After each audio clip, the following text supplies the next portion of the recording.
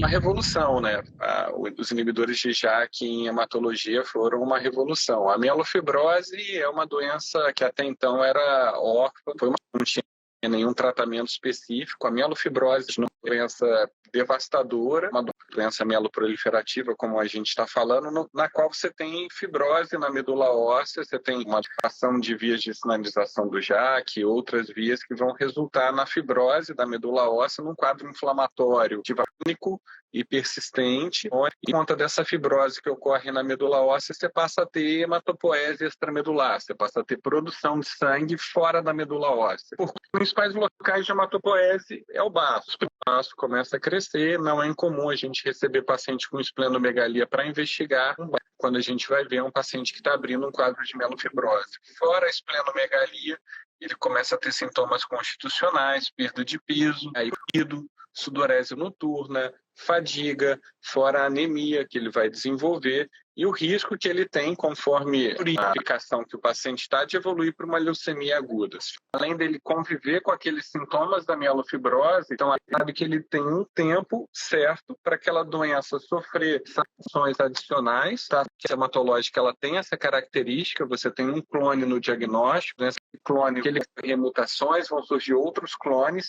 No final, a doença que você tem, ela é, do ponto de vista biológico, totalmente diferente da doença no início.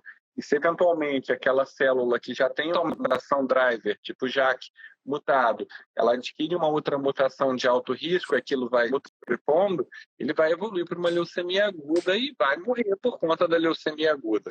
Sim, os inibidores de JAK no tratamento da mielofibrose, Margo, de falar que você disse, são modificadores do jogo, totalmente. Para os pacientes que têm mielofibrose, que a gente classifica como um risco intermediário a alto, então prescreve o ruxolitinib, que é um inibidor não seletivo, ele inibe tanto a JAK1 quanto a JAK2.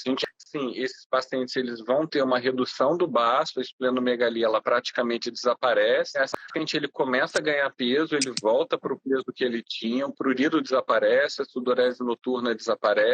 Parece existir também um certo retardo em relação à evolução para uma leucemia aguda. Então, você meio que estende a fase crônica da doença. É óbvio que não é uma medicação que vai curar a doença e que vai com que o paciente fique indefinidamente naquela apresentação crônica.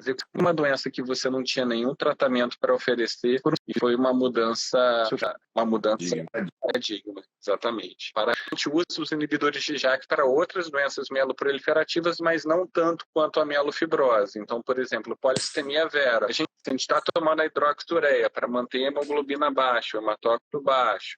E aí ele não está tolerando a hidroxureia por algum motivo. A gente pode lançar a mão dos inibidores de JAK.